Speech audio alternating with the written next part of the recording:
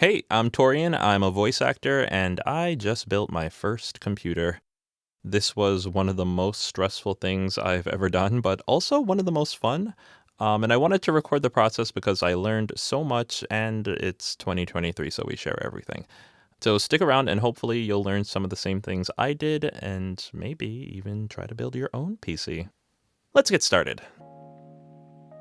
Okay, first things first, we've got to start with the motherboard, which everything gets plugged into, so super important. This was actually the last piece to arrive. I was waiting quite a while for this one, so it was really annoying having everything sitting in front of me and not being able to do anything with it, but it finally got here, so we were able to finally get started.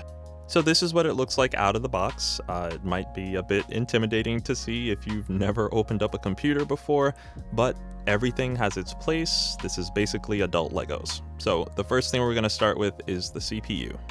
So despite the size of the box, the CPU is actually a tiny little square brain for your computer, and it goes right in the center of the motherboard there.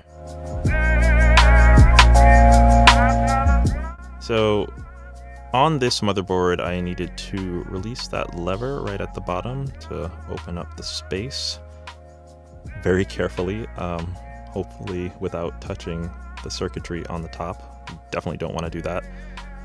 So that was a little stressful.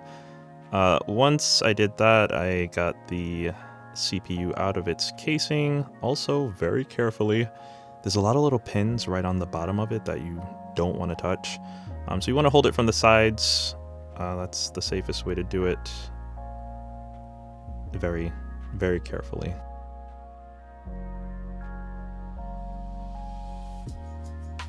Now, once it's out, you want to line it up with the motherboard. Fair warning, there's a lot of afro in this video. That's just comes with the territory of filming overhead, I guess. At this point, I'm just trying to get the CPU lined up properly, and I kept second guessing myself because I wanted to make sure I did it right the first time without messing anything up. So I just kept looking and checking and double and triple checking, but eventually it fell right in. And that was a huge relief because this was a super important and expensive part of the build. Once it was in, I just had to lock it in place with the same lever, and the CPU installation was done. Next step was installing the RAM. So the RAM was actually pretty straightforward to install. They're just these long sticks that go in the ports next to your CPU.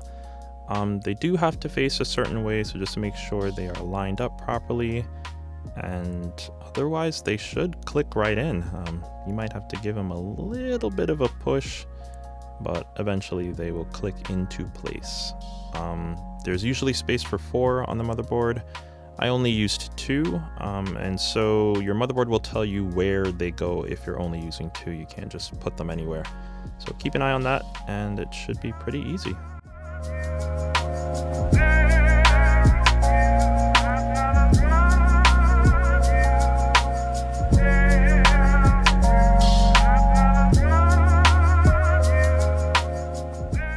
And with the RAM installed, it was time for the SSDs. I opted to work with 2 hard drives and also make them light up. So that's what I'm pulling out right now, is the heatsink for both hard drives. This installation actually took a long time because the screws on the heatsinks were really, really well screwed on, and between the included screwdriver and the one that I had myself, they just were not coming out, and so I really fought with these things for some time, and it ended up being the longest part of the build, just fighting with the screws on this. It was really annoying.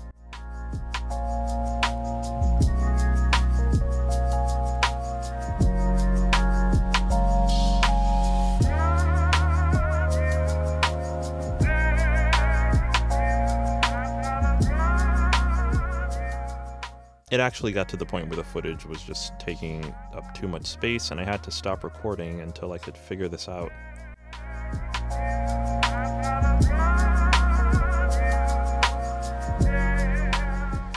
But eventually I did get them out and could move forward with the process. So they each came with a couple of strips of thermal tape, which is pretty much designed to spread heat away from the actual electronic. So all these things are generating heat, so a big part of PC building is planning out how you're going to cool your hot electronics. So the thermal tape gets taped onto the heatsink as well as the hard drive, and then gets placed onto the motherboard.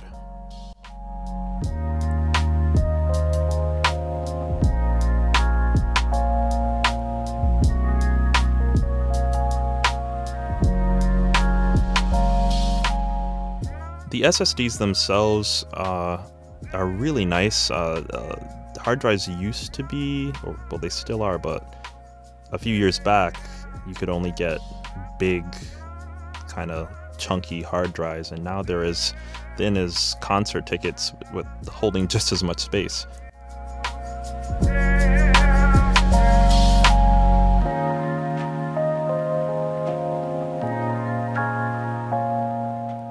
Looking back, I really could have saved myself a lot of time by ignoring the light up aesthetic, but you know, I wanted it to look pretty, so it was worth it.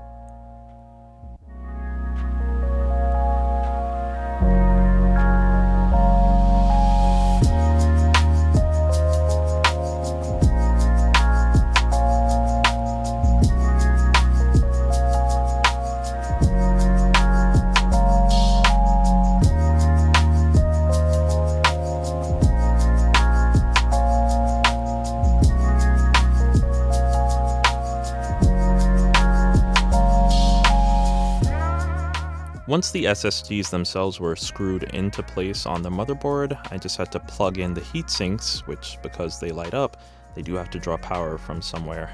So there are a couple of RGB ports on the motherboard that I could use. Once those were in place, we were good to go on the SSDs.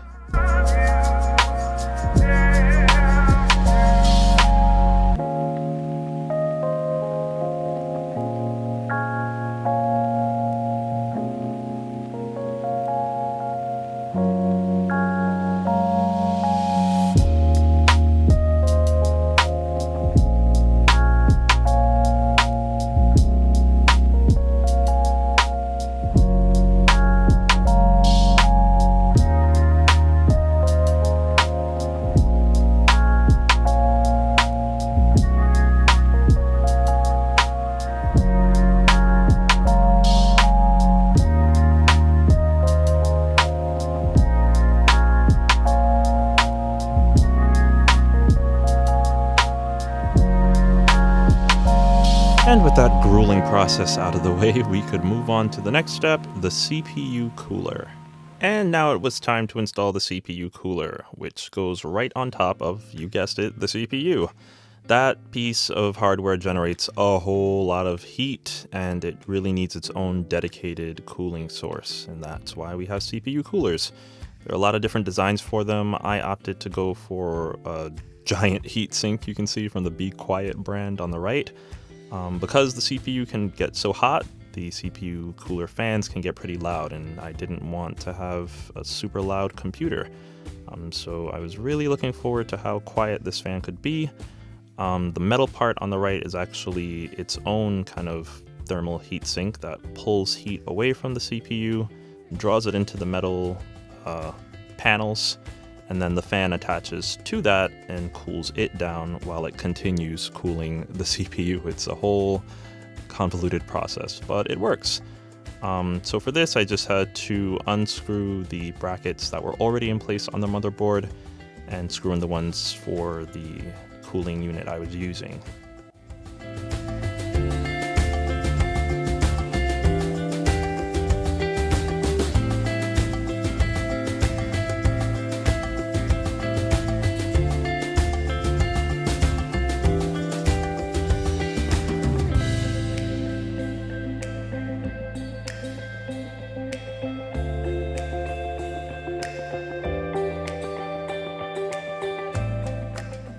This actually came with its own thermal paste, thankfully, that is used to kind of hold it on top of the CPU.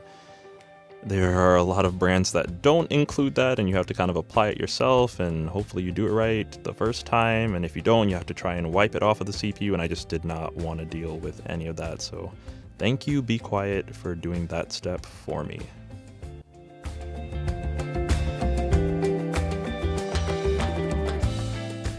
I actually didn't realize until looking back that I, by accident, got the Be Quiet logo to face properly for reading. So yay, happy accidents.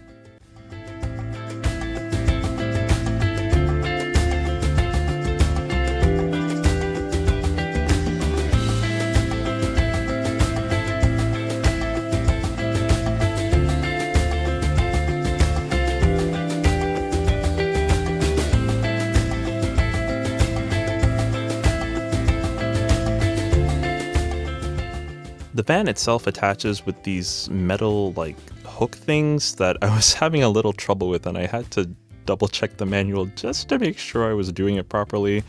I really did not give myself a room for error during this process, which probably made it a bit more stressful than it needed to be, but I had to do it right.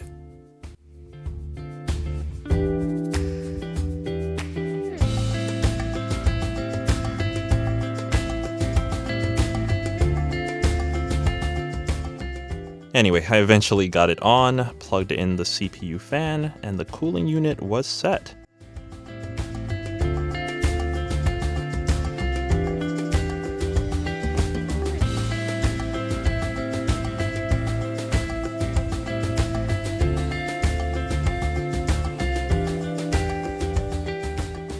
And with that, all of the super important parts were on the motherboard, which meant it was time to put the motherboard in the case.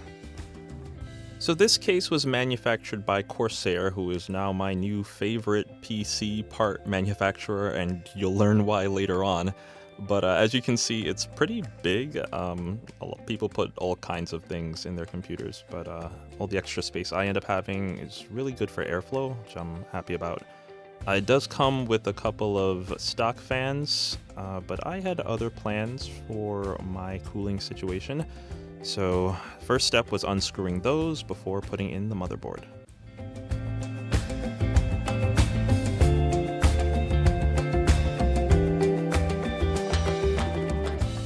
The case does come with a set of screws for your motherboard to make sure it is set in place.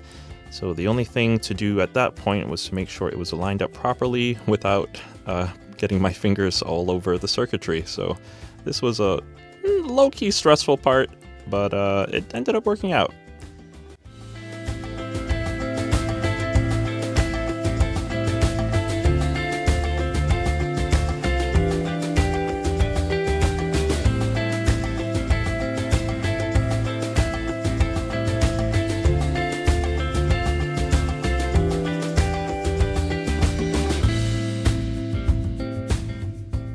Once the rear I/O panel was lined up, and I double and triple checked to make sure that the screw holes were lined up with the case, it was time to screw in the motherboard.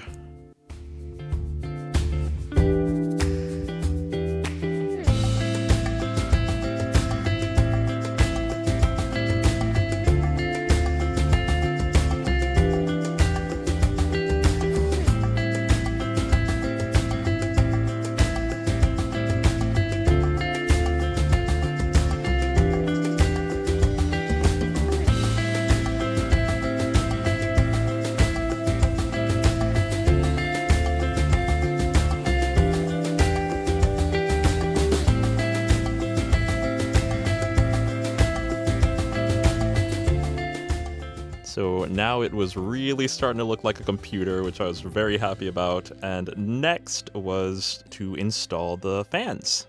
My fans, not the stock fans. These are also Corsair fans. I figured I'd just keep it in the family as much as possible. And they also light up, which, as you know, is a very important part of my aesthetic for this build. Installing them was pretty straightforward. I didn't have a whole lot of issues except for the screws. I'm not sure what was going on with the ones included, but they were really tight going into the case, and I kept second guessing myself, like, did I do something wrong? They're not going in smoothly, and it just took longer than I thought it would, because I just was fighting with screws again. But overall, it was a chill process, and the fans look great.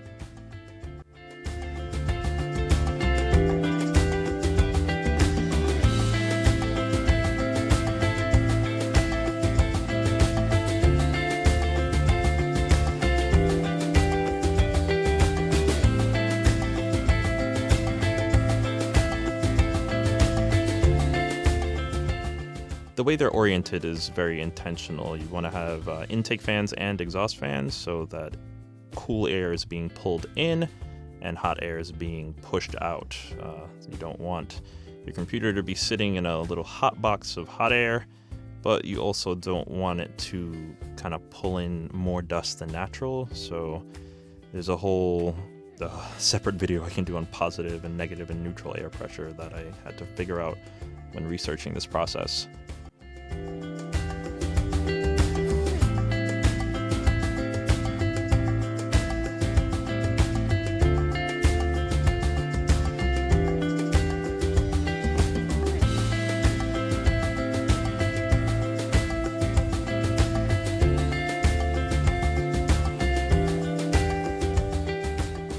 Once the fans were finally screwed in, I just had to do a little pre-cable management and make sure things were neatly placed around the case so that future Torian would thank me later.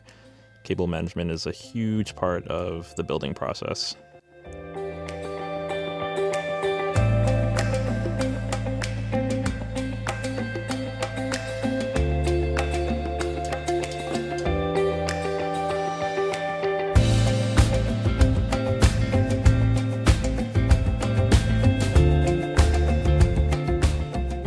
And once the case fans were in place, it was time to move on to the power supply unit. Okay, so my power supply unit is semi-modular, which means that you can pick and choose what plugs you need for your devices. Some of them do come by default. The motherboard and CPU power plugs, well, every computer uses them, so they have to be there. So I was fine getting a semi-modular instead of a fully modular for that reason. Other than that, I didn't really need much of what was included, so I'm glad I got a semi-modular one because more space means a cooler computer. There's a lot in the bag, but I really ultimately only needed one PCIe plug, and that was going to be for the GPU and the wireless card. So I was really happy with the decision because I ended up with a whole lot of extra space for the power supply unit, which from other computers that I've seen can make a whole mess of wires and things on the bottom of your case.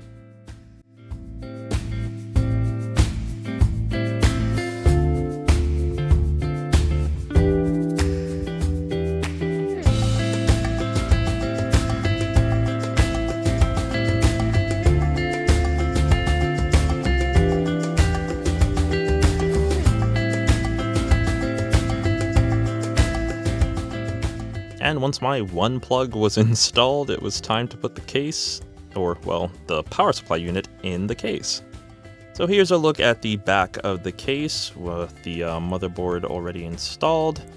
Those wires tied up there actually came with the case. They are the power cables and other things, buttons you press on the case to turn the computer on and off and do things with it.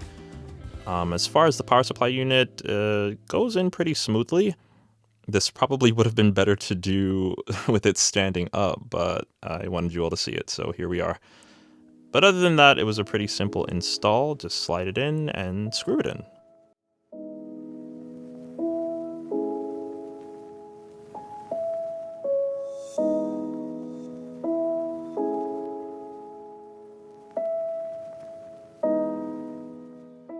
So with the PSU in place, all the biggest pieces of hardware are now in, and it's time to start plugging stuff in and making sure the cables are in one piece.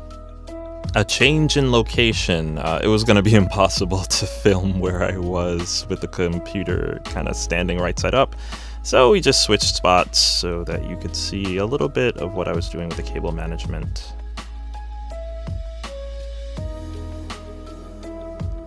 Now there are a lot of holes and things built into the case so that you can put wires in and out of wherever you want to so that you have a clean look for your computer when you're done.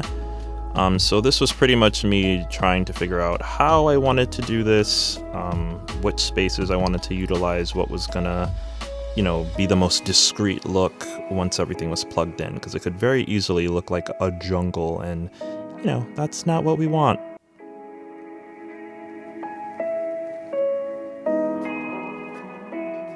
The ones I'm messing with now are for the case, and there is a USB, or 2 USB ports on top of the case for the different types of USBs you can use. So there's one of each, as well as an audio plug, and something else that I'm not remembering at this point, I think.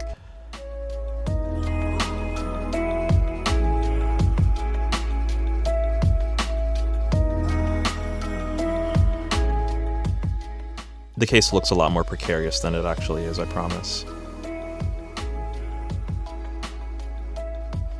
I actually ended up switching how I was setting up the plugs at one point, because I realized there was space at the bottom of the case to come through and plug into the bottom of the motherboard, so yay!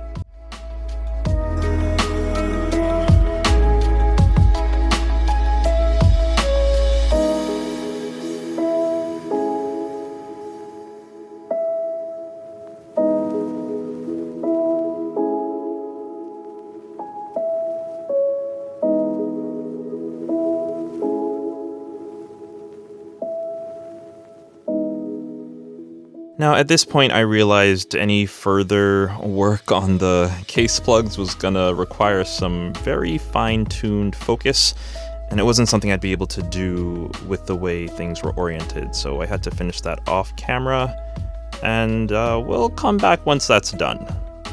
Oh, also, the glass side panel cracked. You have got to be kidding me. Oh.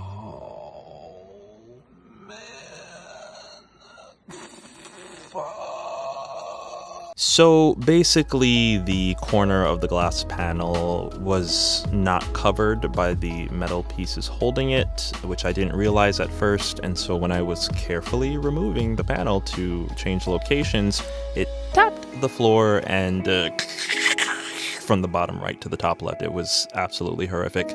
I had a minor breakdown, lamenting why did I even start this process? I should have just bought a computer, but I did have to finish. I started. We gotta finish what we started.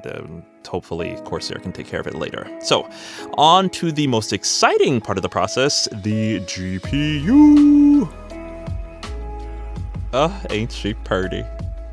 So if you couldn't tell already, I am a gamer, and the graphics card is a super important part of my gaming.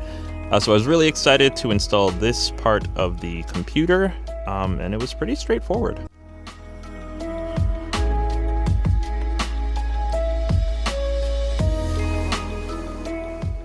There are a few back panels on the case, specifically for devices like this, so you just have to unscrew those to make space for the I/O panel, just like how there was space for the motherboard. I didn't know exactly how it was going to fit, so I just took off the first 3, and hopefully one of them was the right one.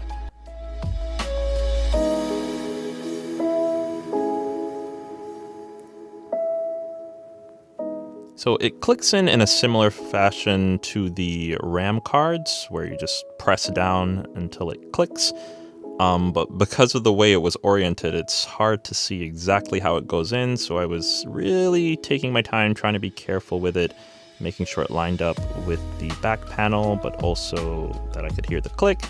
And there was a little back and forth of like, did I, didn't I, did I, didn't I? But eventually it clicked.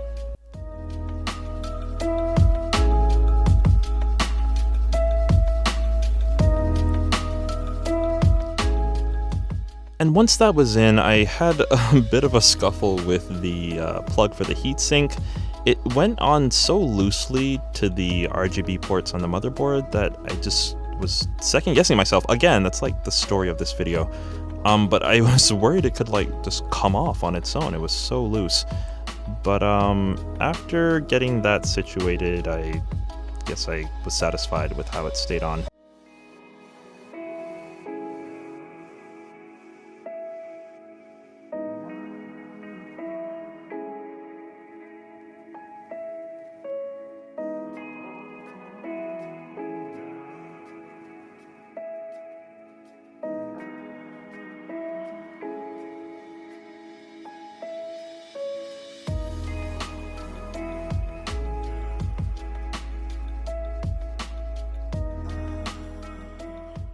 And with all that out of the way, the final piece of hardware was the wireless card. Okay, so motherboards will either come with or without wireless capabilities. Mine did not, but because of the environment I was in, I wasn't going to be able to connect an Ethernet cable for internet. But I wasn't going to let that stop me, so I just bought a wireless card. So thankfully there was space on the motherboard for that kind of additional utility. So it works just like the graphics card. It's a PCI slot. So you just unscrew another panel, just like for the graphics card, and stick in your wireless card.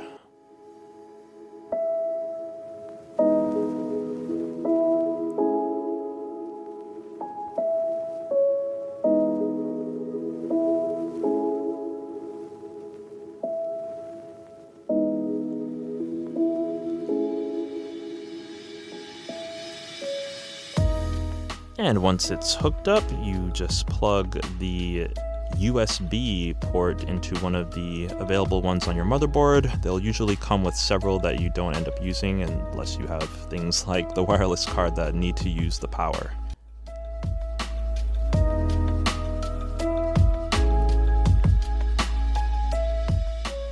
I was also so excited about the graphics card that I forgot to plug it in, so at this point I will plug in that PCI cable that I put into my power supply earlier. And with a little final cable management, tucking away the extra PCI wire that was not in use, things were pretty much done, and it was time to try and turn it on. Okay, everything's in there.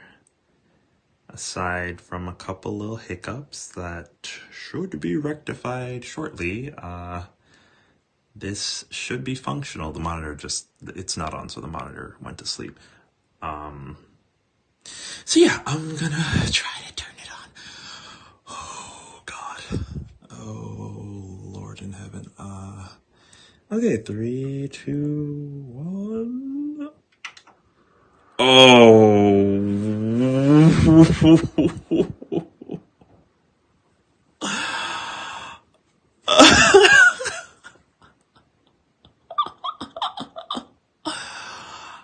I might actually cry.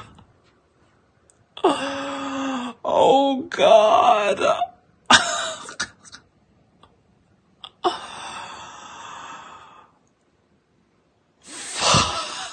And there you have it. This was a grueling 7-hour process for me, but it was so rewarding at the same time. I learned so much. Post-build update, Corsair was actually able to send a replacement glass panel literally the day after I called them. So insane customer service. Thanks, Corsair. And yeah, I really hope some of you might be inspired to maybe try building your own PC, because if I can do it, it's definitely possible. Thanks again for joining me on this wild journey. It's probably a super long video because of it. But anyway, I'll leave you with this footage of the current configurations with all the software installed and everything running like a dream. Later!